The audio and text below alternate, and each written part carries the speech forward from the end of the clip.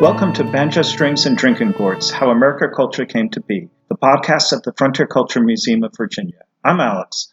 I'm Rachel, and today we have a guest, Karen, who is our resident expert in not only historical cooking, but cooking with offal. And we'll get to what that is and why in a little bit. But Karen, why don't you tell us a little bit about your experiences? I have to say that I was brought to offal through a combination of a love of Scottish country dancing and all things Scottish, plus my interest in historical cooking. Offal just happens to fall into that category. Offal is what? Please elaborate. That is not a word you hear daily. Well, some people would say that offal is really awful. I would be one of those people. Okay, so the word offal is spelled O-F-F-A-L, not A-W-F-U-L. Offal is not awful. Although, if one does not care for the organ meats such as liver and heart and kidneys, then maybe to you, offal is awful. But a little bit of liver is kind of okay. Heart is okay. And you want to remember that when you butcher an animal, as many different cultures would say, you need to use all of the animal. After all, it gave up its life for you. So you might as well use all of it. In hog butchering, they say you use everything but the squeal, right? So when you're talking about butchering other animals, you want to consider that as well. Everything but the squeal or the moo or the baa. Okay, so offal is an interesting sort of thing.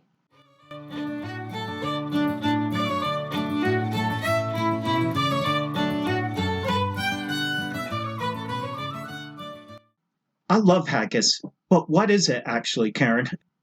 The trouble with things like liver and heart and kidney and other organs is that they tend to be small chunks of meat, not enough to feed a big family. So how can one kind of make a meal out of a small bit of meat? And the way to do that is basically to stretch it with something else. Like, let's say, you have a little bit of ground beef, and it's not enough for your family. So you can make some meatballs out of the ground beef and cook a whole lot of pasta and stretch that little bit of beef, ground beef, by adding it to pasta and making spaghetti, right? Same thing with haggis. Take a little bit of those organ meats, stretch them with something else. We have that same sort of tradition here in the United States.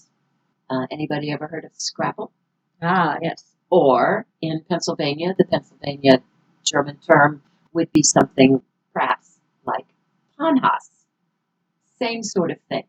Or if you happen to be visiting in Germany, you might come across Saumagen, which is a stuffed pig's stomach, specifically a sow, a female pig's stomach.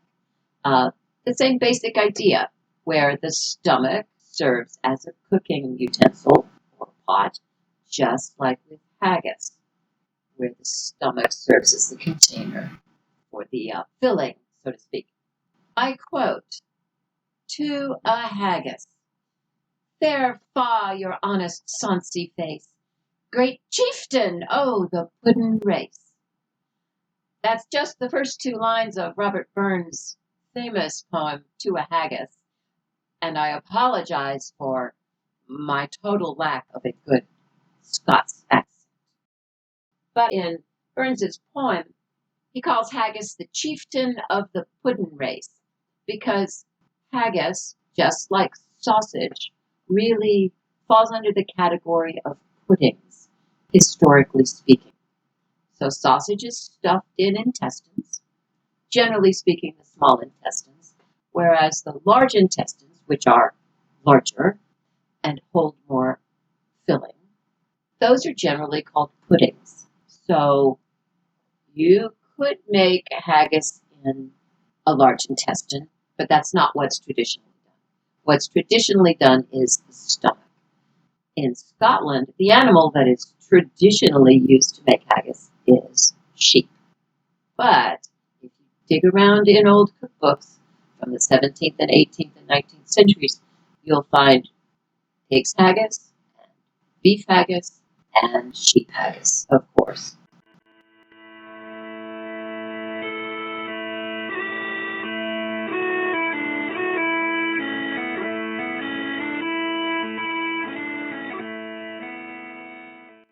So, Karen, is this just a European tradition, or are there other cultures that cook using the stomach and offal? If you dig around further, you can find other interesting, similar types of things. In Morocco, there's something called stuffed camel spleen, where they use the spleen as the cooking container instead of the stomach. And that was interesting. As an aside, I also found on the internet, of course, a recipe for a whole stuffed camel. It's kind of like a turducken. It's a bunch of chickens stuffed with lemons, I believe it was. A bunch of chickens stuffed inside a sheep, which is stuffed inside a medium-sized camel. And the whole thing is kind of grilled or barbecued for hours, and it's enough to feed 80 to 100 or so hungry and possibly not very picky people. I thought it was a joke, but it turns out it's a real better recipe.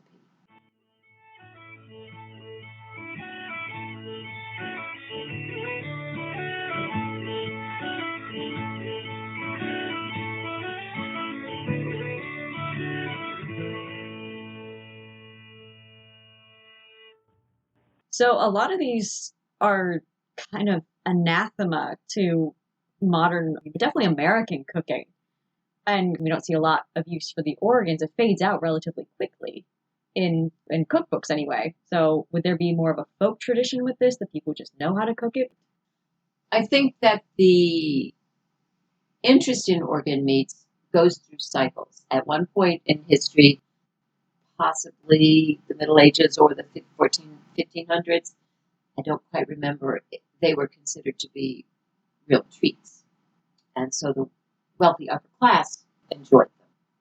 But then, as times change, it kind of goes to where the upper classes are no longer interested in consuming offal, and it becomes sort of giveaway, throwaway foods that the poorer sorts can have. I don't have a good feel for the actual timeline on that, but I think that's kind of where we were. Interestingly, now, offal is coming back into fashion. And by the way, offal is the American pronunciation, accepted American pronunciation. Offal is the accepted British pronunciation. So either one's right.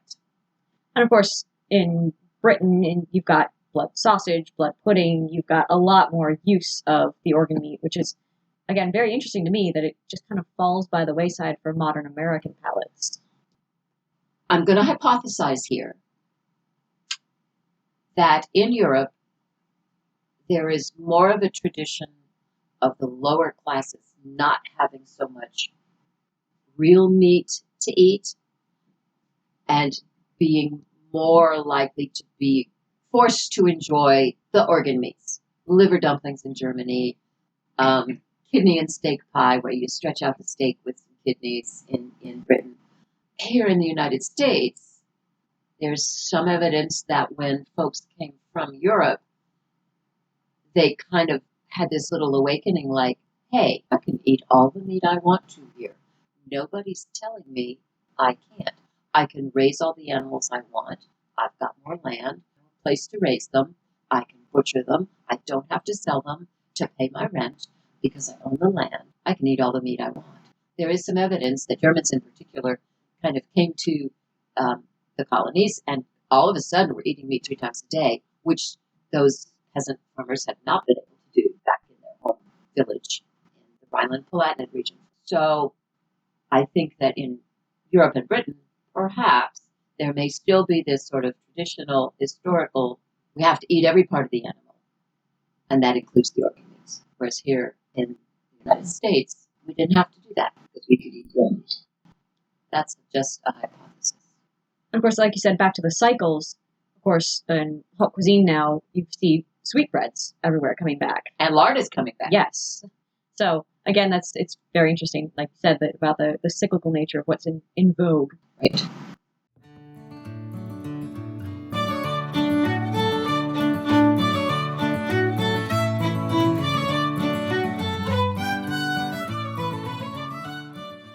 Now, with haggis in particular, we're talking about haggis strictly because it's January, it's Hogmanay, it's very Scottish.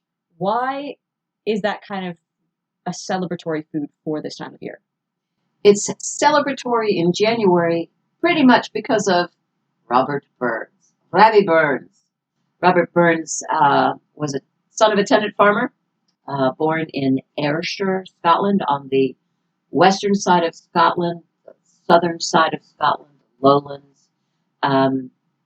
And he was a farmer, and he lived like our tenant farmers that we represent on our Scotch-Irish farm. His family had to pay rent to the landowner. I was lucky enough to go to Ayrshire and see Robbie Burns' cottage, and I can tell you it is exactly like our Irish farmhouse. But Robbie was an interesting character. He had a way with words and a way with tunes. He's known today as the Bard of Scotland, the national poet of Scotland. He's interesting in many ways, but one of the ways in which he is historically significant is that he wrote his poetry in the common spoken English of the Lowland Scots, which is usually called Broad Scots. It is English, but it tends to have some Gaelic words in it, or just some odd words in it, or just some old-fashioned words in it. Burns, as he writes his poems in the common spoken language, is preserving that language. If you read a Burns poem, or better yet, listen to a recording of one read by somebody who can pronounce the words correctly, that should give you an idea of what our tenant farmers spoke like. They weren't from the Highlands, most of them, so they probably didn't speak Scots Gaelic. They probably spoke Broad Scots. So that's the language of the common people in the lowlands of Scotland in the 18th century and beyond. So that's an important thing. He's also writing in his poetry about very common things. He's writing about life in general. He's not writing about fancy, highfalutin stuff like some of the other poets of his day were. Another interesting thing is that he was actually famous before he died. Not many poets can say that. But the reason for haggis ties in with the fact that he was already relatively well known at some point in the late 18th century when he got together with a bunch of friends at an inn in Edinburgh, and the landlady of the inn cooked a meal for them, and the meal consisted of haggis. Burns was not a fan of the French cuisine, which was making inroads into the traditional cookery of Scotland. He didn't think that fricassees were worth anything. He preferred what he called the hamely fare, the homely fare, in other words, home-cooked style of food preparation that he had grown up with. Sir Walter Scott agreed with him on this. So in the poem, To a Haggis, Burns is actually praising the virtues of rustic foods, homely foods, traditional foods, as compared with this flighty, creamy, chopped up, Frenchified stuff that was coming across the channel to Scotland. It's not a surprise that French cuisine was coming across and influencing the cooking in Scotland, because the old alliance, as it were, is still today kind of its influences are still found in Scotland. So France and Scotland have been sort of allies for a long time. But Burns didn't like the food. So haggis gets famous as haggis in Scotland thanks to Burns. But if you dig around, you can find English recipes from the 17th century for haggis. You can find lots of different Scottish recipes for haggis. And you can find European versions of it as well. As a matter of fact, one explanation for the name haggis comes from a French word, something like hag or haggai or something like that, which means bag. It's an old French word. So it's interesting. Just like the kilt is not only worn by people in Scotland, and just like what we call a plaid or what they would call a tartan design, an interwoven fabric, is not found just in Scotland. Something like haggis is not found just in Scotland either. It's become an icon, thanks in large part to Robert Burns, and thanks in large part to the fact that within a couple years after Burns' death, there were annual celebrations of his birth on his birthday, at which they served haggis. And those Burns Night suppers, they are definitely something that continues, and we actually have quite a few of them in the States even. You said that you've done quite a few of them. Yeah, there are Burns societies, which definitely have a Burns supper, usually on January 25th, the actual birth date, or as close to it as they can get it. There are Caledonian societies, which have Burns suppers, and there are Scottish country dancing groups, which host their own smaller, more private Burns suppers. And that's where my experience comes in. I began Scottish country dancing around about the same time I began doing historical cookery at living history museums. The first time we decided to have a Burns supper, I said, I'll make the haggis. And that was a very long time ago.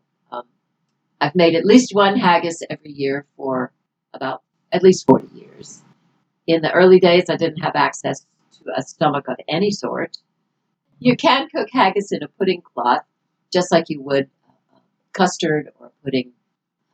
Wrap it up in the cloth, tie it really tightly, drop it down in a pot of boiling water, and let it boil away for a couple of hours. You can also bake haggis in an oven, not done traditionally, but if one doesn't have access to a big pot and a fire, you can cook it in a casserole dish. The first stomach I had available to me was a deer's stomach, which was fine. It worked just fine. I have boiled it in a cloth. I've boiled it in a pillowcase.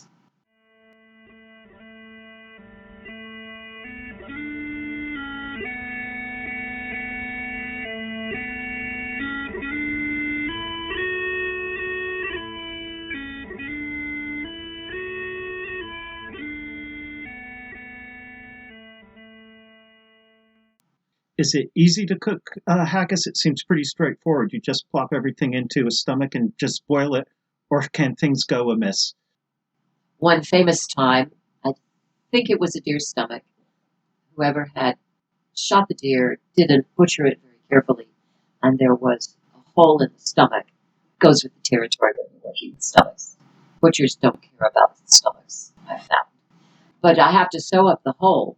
One year I forgot a little pocket sewing kit. Somebody brought me a spool of thread. It turned out to be polyester thread. And when I dropped it down into the pot to boil, the thread melted. Another year, I was distracted probably by talking to friends who were keeping me company while I made the haggis. And I let the water level drop in the pot so much that the stomach couldn't float. And it stuck to the bottom of the pot, which I didn't know. When I got ready to take it out of the pot, it stuck. I didn't know what was going on. And I tugged away at it, and it ripped away, leaving part of the stomach attached to the pot. And I think the haggis ended up falling out on the floor, and I picked it up and wiped it off and put it on the plate. I never told anybody. That was a long time ago, and I bet they're not listening. My favorite line is, whatever happens to your haggis, oh, well, it's just haggis. And I, as an aside to that, I will say that I have taken leftovers home to my cats a couple of times. They turn their noses right up at it. So it's like the mishaps you get with any historical cooking, except with that extra, it's haggis step. It's haggis. So if you drop it on the floor, it's like, oh, well, it's just haggis.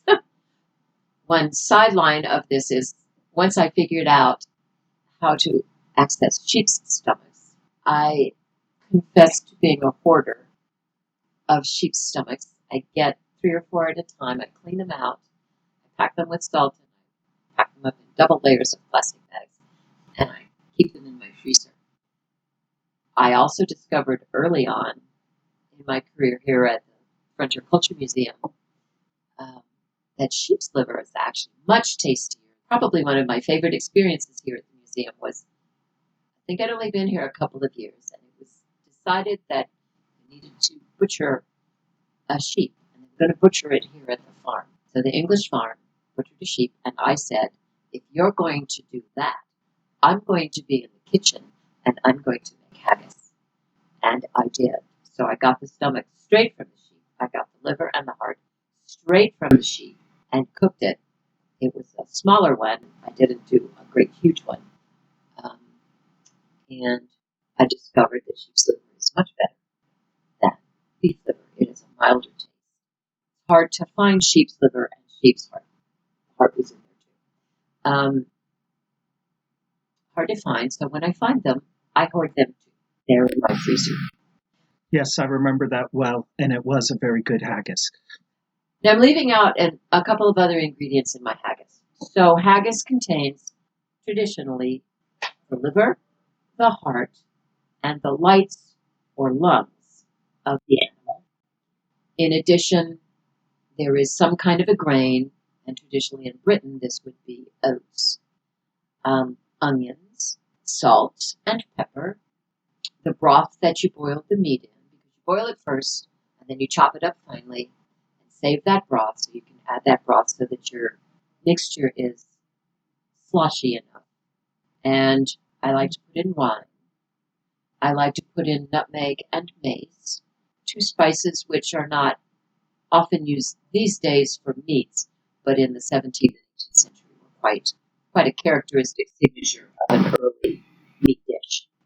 If you're cooking in a stomach, you need to add more liquid because the water in the boiling pot will not be able to permeate into the stomach. You have to add enough liquid that the oats will not be dry. Kind of a meatloafy kind of a texture. If you're cooking in a pudding cloth, you don't need to add that extra liquid because the water can permeate the cloth. I don't care for the texture of haggis cooked in a pudding cloth. I much prefer the texture of haggis cooked in a stomach. One of the best meals I ever had in Scotland, and it was the first time I ever had haggis, was up in the Highlands on this pub, and the scenery was just out of this world. No trees, very mountainous, very hilly. And I had haggis and neeps, and it was one of the most tastiest meals I've ever had.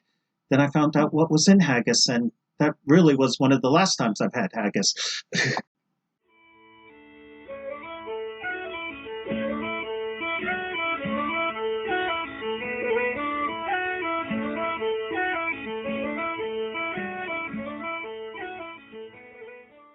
So we're also going to be filming Karen actually making a haggis on our Irish farm. So make sure you hop over to our YouTube channel and check that out, where she's actually going to go step by step and hopefully produce a haggis that at least the cat won't want to eat. I don't know why the cats don't like it. It's probably all the oats, because one of my early learning experiences was preparing haggis for some group of people, possibly in South Carolina. And one of the guests that I didn't know was a Scotsman. And he came over and he said, I won't try to do his accent. He said, that was pretty good. He said, though, the trick is that it should be half oats. A lot of oats. That's a lot of oats. So for people who hate the taste of liver, 2 suggestions. Number 1 is try to find sheep's liver, which is milder. And don't forget, it's half oats. So when I make my haggis, I boil the meat, chop it up, and then I measure it. And if it's 4 cups of meat, it's going to be 4 cups of oats.